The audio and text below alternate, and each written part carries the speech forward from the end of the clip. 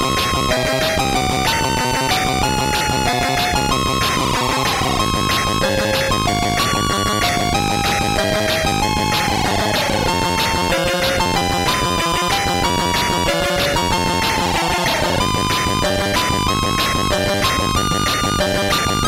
up for review on the Mastertronic Chronicles is a game released in the MAD packaging called Conquest.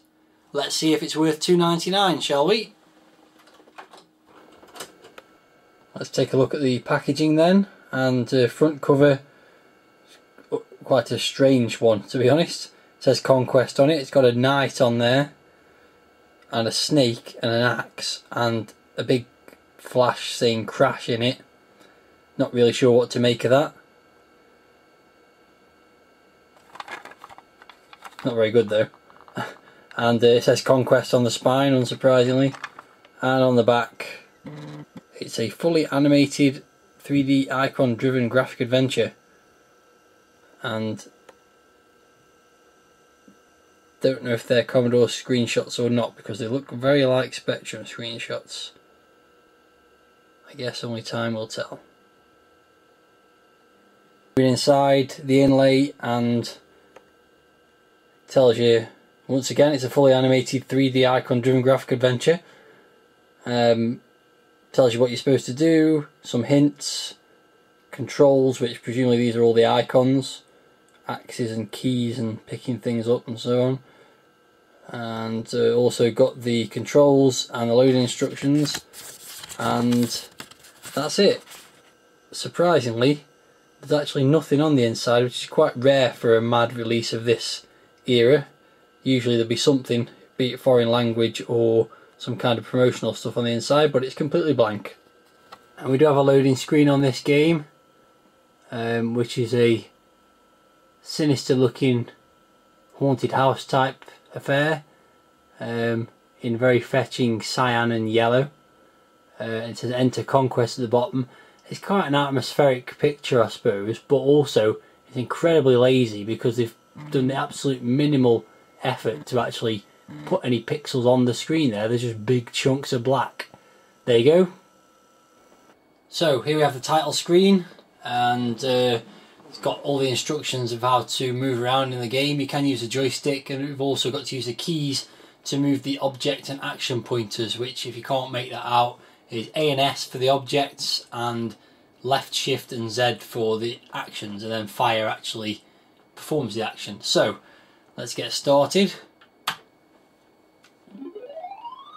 As you can see, it's a rather Spectrum-esque looking game, probably a port of a Spectrum game, and you've got the area at the top of the screen, which is where you run around. You're the little guy with the big nose, the white chap, and you've got lots of enemies moving around which drain your health, which is this little bottle here. These are the icons, which is pick up, drop, examine and use, and these are the object placeholders there, which obviously I haven't got any objects yet. So let's get moving around. First thing I'll say is sound wise, it's pretty non-existent with the sound.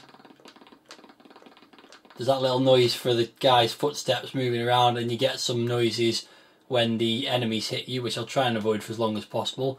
It reminds me a little bit of the Ultimate game Attic Attack in the way it looks, but gameplay wise it's a bit different to that. So let's see what we can find. That was the noise when you get hit by stuff. You get a red flash and basically like a crunching noise. So we wander around the castle and see what we can find. So far nothing. Don't fancy my chances of negotiating that bit there very much. Okay, there's an object. So I'm already on the pick up action, so all I've got to do is walk over to this, trying to get a hit and pick it up. And then if I use Z to move to the examine icon and press fire, it says some kind of wand. So I'll try using it. And to do that I press Z again. I don't know how, it says. Okay, so I've got a wand, can't use it at the moment. Oh, getting hit by stuff. Oh god, I'm getting killed now.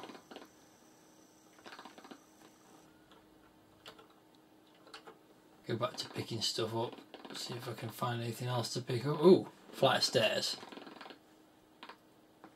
So graphically, as I say, it's very like the Spectrum, which isn't necessarily a bad thing, but you like to see a bit more colour in the sprites on a Commodore game, ideally. Don't know how I'm going to get to that star without getting hit in some way. Very good timing. Oh, almost. Oh, not really. Okay, what's that then? An ancient star. That's really useful. Is it? Or can I use it? It doesn't need to be used. Okay.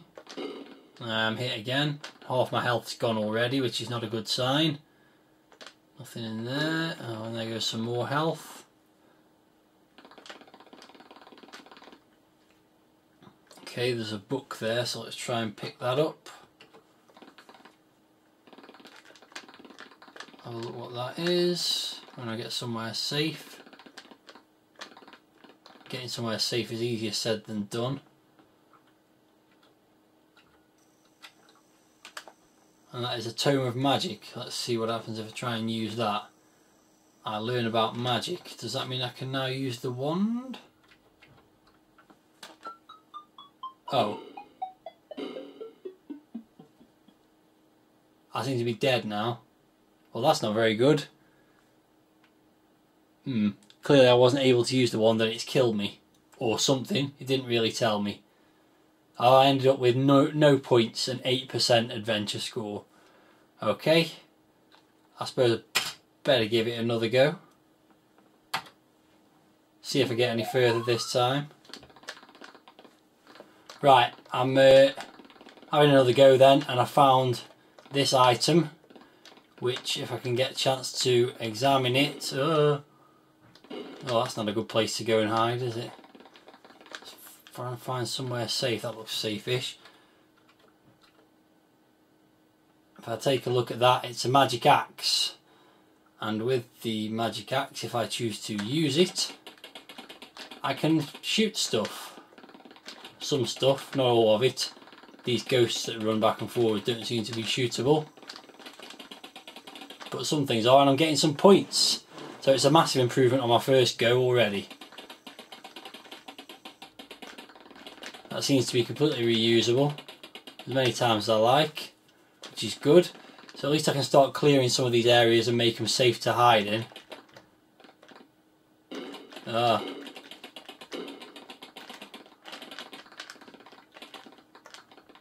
Seemingly not everyone can be killed though.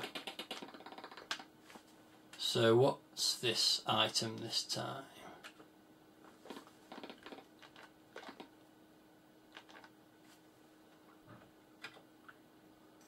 Take a look at that. Poker. I think that'd be useful for poking the fire, but the fire's already been poked. Well, it's already... Well, let's give it a go. What's the worst that can happen? Oh, I've gone through the fire. Interesting.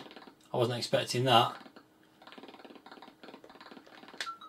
Oh, and now I'm dead again already. I don't get that. It's killed me again. It seems to be very easy to lose a life, or lose your only life in this game. So with that, I think I've had enough, to be perfectly honest.